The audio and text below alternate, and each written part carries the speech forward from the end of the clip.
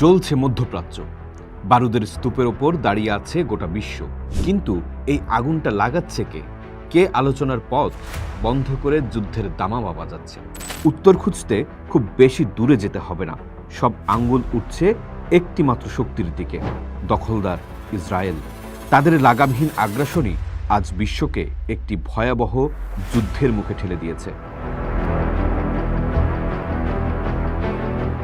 ঘটনার শুরুটা হয়েছিল আলোচনার টেবিলে। কিছুদিন আগেই মধ্যপ্রাচ্য সফরে গিয়েছিলেন তৎকালীন মার্কিন প্রেসিডেন্ট ডোনাল্ড ট্রাম্প। তিনি গিয়েছিলেন সৌদি আরব, কাতার এবং সংযুক্ত আরব আমিরাতে। সেখানে আরব বিশ্বের নেতারাই তাকে একটি গুরুত্বপূর্ণ অনুরোধ করেন। সৌদি যুবরাজ মোহাম্মদ বিন সালমান, আমিরাতের প্রেসিডেন্ট মোহাম্মদ বিন জায়েদ এবং কাতারের আমির তামিম আল থানি, তারা সবাই এক বাক্যে ট্রাম্পকে অনুরোধ করেন ইরানে পারমাণবিক স্থাপনায় যেন কোনোভাবেই হামলা না করা হয়। আলোচনার পথ খোলা রাখার জন্য তারা জোর দেন।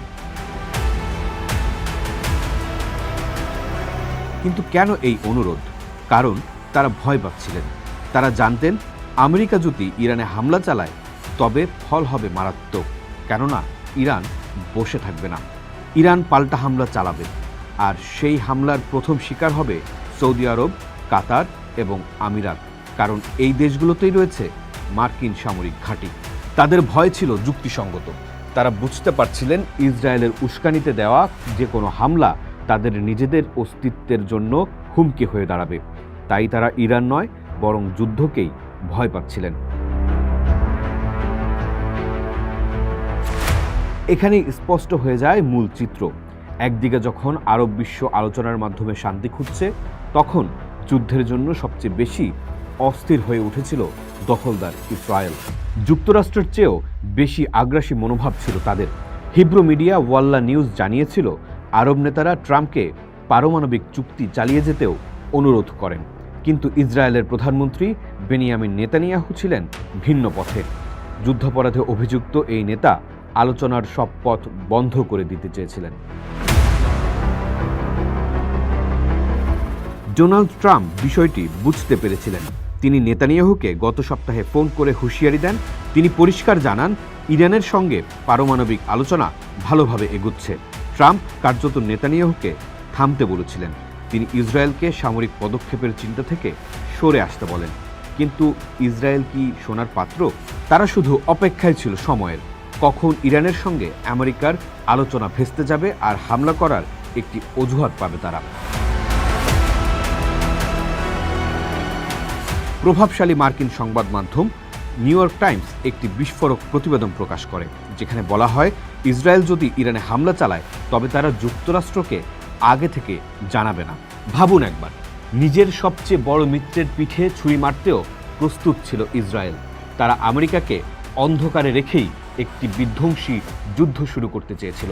এই প্রতিবেদনটি প্রমাণ করে ইসরায়েলের আগ্রাসন কতটা লাগাম ছাড়া। তারা শুধু মধ্যপ্রাচ্যের জন্যই নয়, বরং গোটা বিশ্বের স্থিতিশীলতার জন্য এক বিরাট হুমকি। অবশেষে সেই আশঙ্কাই সত্যি হলো। সব আলোচনা, সব হুঁশিয়ারি উপেক্ষা করে ইসরায়েল তার আসল রূপ দেখালো। তারা ইরানের ওপর এক ভয়াবহ সামরিক হামলা চালিয়ে দিল। অপারেশন রাইজিং লায়ন নামের এই হামলায় কেঁপে ওঠে গোটা বিশ্ব। ইসরায়েল ভেবেছিল ইরান হয়তো ভয়ে চুপসে যাবে, কিন্তু তারা ছিল ভুল। ইরান কোনো দুর্বল রাষ্ট্র নয়। নিজের সার্বভৌমত্ব রক্ষায় তারা জানে কিভাবে জবাব দিতে হয়। ইসরায়েলি হামলার জবাবে ইরানও চালালো পাল্টা ড্রোন ও ক্ষেপণাস্ত্র হামলা। ইরানের এই যুদ্ধই ছিল আত্মরক্ষার লড়াই। তারা যুদ্ধ শুরু করেনি, বরং তাদের উপর চাপিয়ে দেওয়া যুদ্ধের যোগ্য জবাব দিয়েছে। বিশ্ব দেখেছে ইরান আলোচনার টেবিলে বসতে প্রস্তুত ছিল, কিন্তু ইসরায়েলের যুদ্ধংদেহী মনোভাবেই পরিস্থিতিকে এই পর্যায়ে নিয়ে এসেছে। আজ যখন মধ্যপ্রাচ্যে যুদ্ধের আগুন জ্বলছে, তখন আমাদের প্রশ্ন করতে হবে এর জন্য দায়ী কে? যে দেশ আলোচনার প্রস্তাব দিয়েছিল সে, নাকি যে দেশ অতর্কিতে হামলা চালিয়েছে সে? আরব নেতাদের ভয় আজ সত্যি হয়েছে। ইসরায়েলের একগুঁয়েমি আর আগ্রাসনের কারণে পুরো অঞ্চল আজ অস্থিতিশীল। তাদের কারণেই পারমাণবিক আলোচনার সম্ভাবনা নষ্ট হয়েছে। ইরান প্রমাণ করেছে তারা যেমন শান্তির পথে হাঁটতে জানে, তেমনি নিজেদের রক্ষার জন্য জবাবও দিতে জানে।